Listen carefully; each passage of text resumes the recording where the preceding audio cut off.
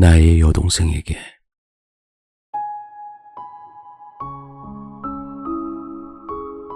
너에게 편지를 쓰려 마음먹고 나서야 이 편지가 너에게 주는 첫 번째 편지란 걸 알게 되었구나. 평생을 단칸방에서 같이 살았기 때문인지 그저 편지라는 감성적인 것을 생각지 못할 만큼 내가 삶에 찌들어서였는지는 모르지만 그저 지금은 처음으로 보내는 이 편지를 네가 기쁘게 받아줬으면 한다. 너에게 꼭 하고 싶은 말이 있어 쓰게 된 편지지만 어떻게 이야기를 꺼내야 할지 막막함이 느껴지는구나. 그러니 그냥 처음부터 떠오르는 대로 하나하나 이야기를 해보려 한다. 내가 12살 때 어머니는 사고로 돌아가셨고 그해 여름 아버지도 어디론가 사라지셨지. 3살 어린 너와 그 좁디 좁은 단칸방에 완전히 버려졌다는 걸 알았을 때 난 울고 있는 너를 안아들고 맹세했다. 내가 무슨 짓을 해서라도 너 하나만큼은 남부럽지 않도록 키워내겠다고. 하지만 세상은 내 생각처럼 녹록지 않았다. 내가 학교 대신 공장에 나가 일을 하는 것 따위는 둘이 살기에 턱없이 부족했지. 그랬기에 난 내 인생을 완전히 포기할 수밖에 없었다. 너에게 맛있는 걸 먹여주기 위해 내가 먹을 것을 포기해야 했고, 너에게 예쁜 교복, 예쁜 옷을 입혀주기 위해 내가 입을 걸 포기해야 했다. 네가 좋은 친구들을 만나는 동안 내 친구들과는 멀어져야 했고, 네가 행복하게 웃을 수 있게 난 웃음을 버려야 했다. 하루하루가 지옥 같고 너무 지쳐서 차라리 아침이 오지 않았으면, 내일이 오지 않았으면 하는 마음이 간절했었지. 그래, 그땐 말하지 못했지만 매일같이 소리 죽여 울 만큼 힘들었다. 하지만 내 인생을 오로지 너만을 위해, 너 하나만을 위해 살겠다고 맹세한 이상 하루가 다르게 커가는 너의 모습을 떠올리며 순간순간을 버텨왔다. 내가 성인이 되고 나서도 상황은 그리 나아지지 않았지. 공장 일이 끝나자마자 대리를 뛰고, 대리 일이 끝난 새벽녘부터 배달 일을 하면서 몸이 만신창이가 되고 머리가 아파왔지만 네가 웃는 모습만 보면 전부 치유되는 느낌이었어. 난 못 배운 놈의 새끼, 부모 없는 새끼라고 손가락질 당하고 돈 때문에 남의 발 앞에 엎드릴지언정 너만은 착한 아이, 똑똑한 아이, 부족함 없는 아이로 잘 자라주어서 진심으로 행복했다. 나에게 넌 삶의 이유이자 희망이자 전부였다. 네가 고등학교를 졸업하던 그때, 명문대까지는 아니지만 수도권의 그럴싸한 대학에 합격했다는 소식을 전한 그때, 난 너에게 조심스레 물었었다. 학생의 신분이 끝나는 느낌이 어떠냐고. 사실 내 질문의 의도는 감상 따위를 묻는 게 아니었어. 평범한 학생으로서, 부모 없는 가난한 학생이 아니라 남들과 다를 바 없는 여학생으로서 부족함 없이 잘 보냈냐는 의미였지. 넌 내 의도를 알아챘는지 웃으면서 대답해줬지. 내 덕분에 남부럽지 않는 학창시절을 보냈다고. 남들과 다를 바 없이 친구를 사귀고, 남들과 다를 바 없이 놀러 다니고, 누릴 것을 전부 다 누릴 수 있었다고. 그 말을 듣고 나서야 난 안심하고 너를 따라 웃을 수 있었어. 한편으로는 조금 욕심이 생기기도 했지. 이제 성인이 되었으니 너도 조금은 네 인생의 책임을 져야 할 것이고, 나 역시 조금은 내 인생을 되찾을 수 있지 않을까 하는 욕심. 하지만 대학 등록금은 그리 만만치 않았지. 그리고 여대생은 여고생과 비교하기 힘들 정도로 많은 돈이 필요했다.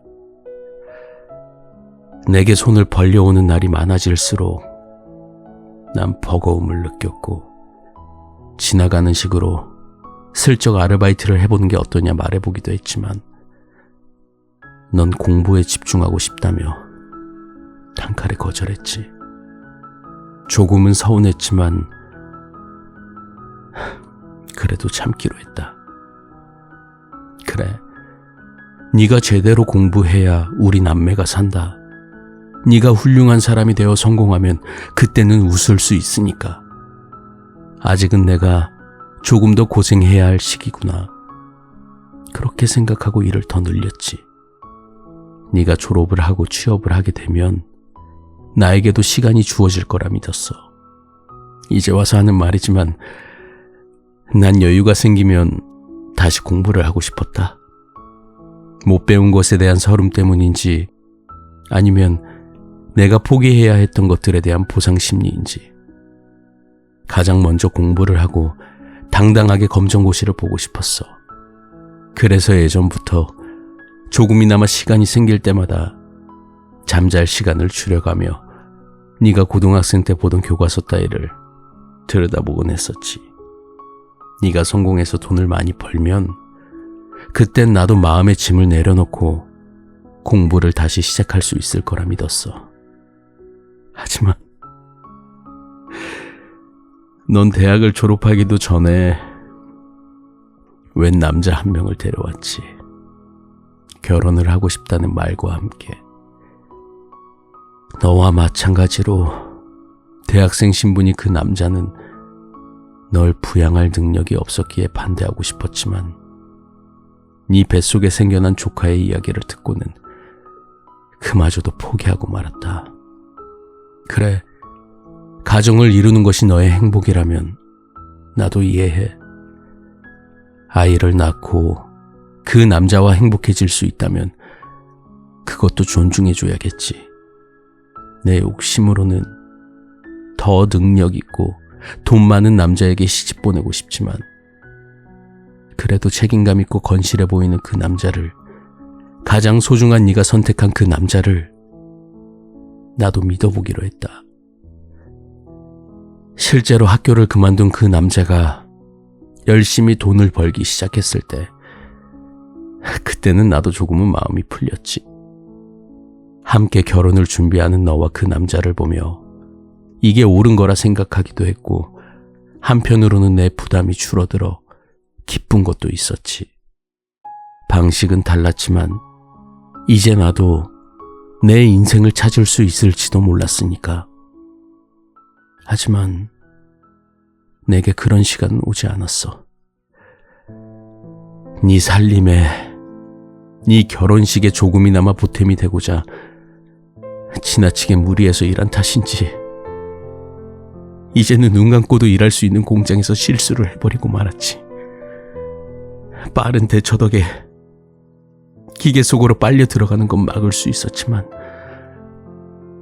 왼쪽 손목만은 포기해야 했지. 외팔뚝이가 되었다는 슬픔보다는 이제 널 부양할 능력이 없다는 사실이 더 슬펐어. 그간 몸뚱이 하나 믿고 해내던 대부분의 일들을 할 수 없게 되었으니까. 마음을 다잡아봐도 그간 고생한 것과 그간 포기한 것들, 그리고 앞으로 절대 가질 수 없게 된 것들이 자꾸 떠올라 어리광을 부리게 되더구나. 그래서 나답지 않게 약한 모습을 보이며 너에게 물었지. 이제 네가 날 돌봐줄 수 있겠냐고. 넌 한동안 말이 없다가 뒤늦게 어색한 미소를 지으며 천천히 고개를 끄덕였지. 하지만 난 알 수 있었다. 네 표정, 그리고 망설이는 동안 스쳐간 입술의 떨림으로 모두 알 수 있었어. 그래, 네 행복이 망가지는 걸 원치 않았겠지. 이제 드디어 힘겨운 단칸방 생활을 청산하고 사랑하는 남자와 결혼해서 행복한 신혼생활을 즐길 생각에 들떠 있었는데 웬 외팔이 진덩이가 달라붙는 게 탐탁지 않았겠지. 난 널 이해해. 난 널 이해한다. 그간 너도 마음고생 많이 했고 이제 제대로 된 행복을 가지게 되었음에도 그 모든 것을 방해하는 나에게 결국은 고개를 끄덕여 주었으니까. 하지만 이해한다고 해서 상처가 되지 않는 것은 아니었다. 내 전부를 바쳐 키워낸 네가 날 짐짝 취급해도 될까? 오로지 포기만 했던 내가 이것마저 포기해야 할까? 넌 내게 단순한 여동생이 아니라 삶의 이유였고 삶 자체였다. 가족, 그리고 가족이었지. 그럼 너에게 난 뭐였을까? 그냥 돈 벌어다 주는 사람? 인생을 순탄하게 만들어주는 사람? 그냥 일방적으로 받기만 해도 되는 사람? 정말 그렇다면 아무것도 해줄 수 없는 지금은 내가 뭐가 되지? 인생을 방해하는 침착일까? 그냥 아무것도 아닌 남이고 타인일까? 너에겐 작은 망설임이었겠지만 그것 하나로 난 평생을 바친 모든 것이 부정당했어. 내가 포기한 모든 것이 너의 지금을 만들었지만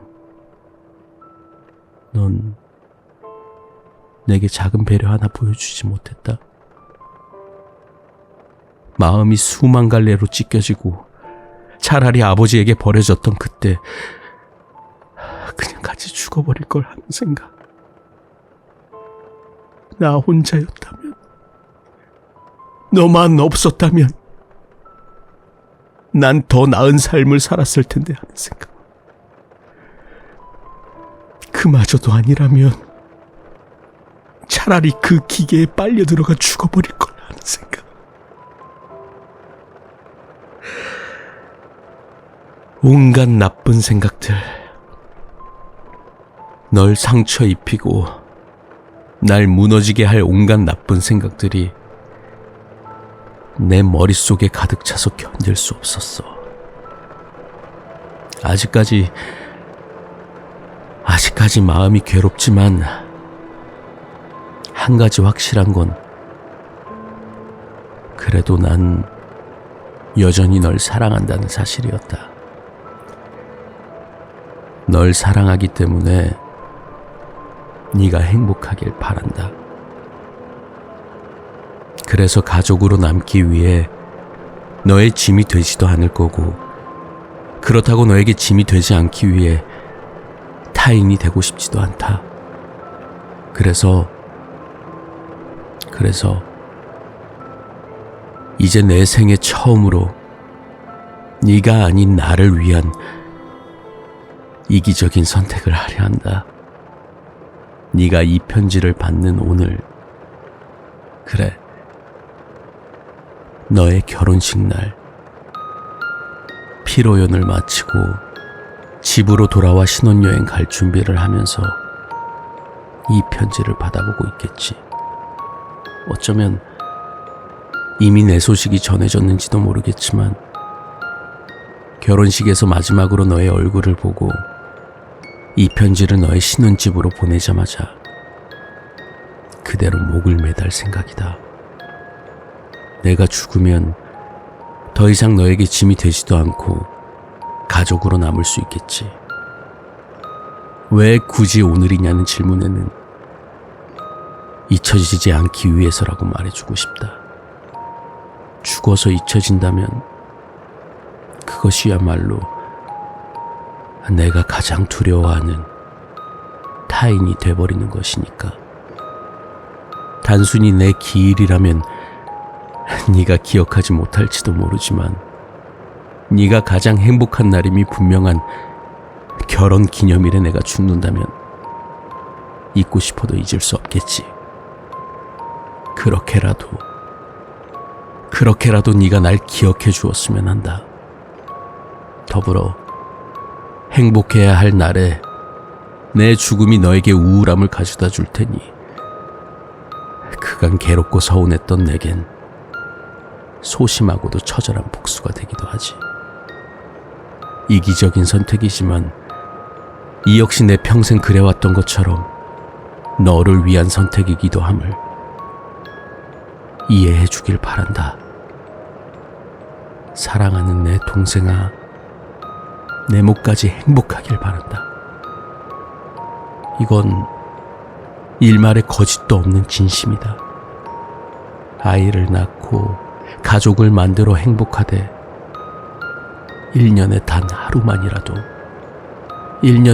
하루만이라도 날 기억하고 아주 조금은 괴로워했으면 한다.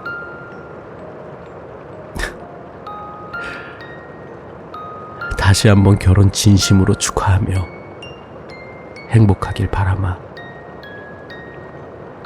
가족이 되고 싶었지만 짐이 되었고 타인이 되기 싫어 미움받기를 선택한 못난 오빠가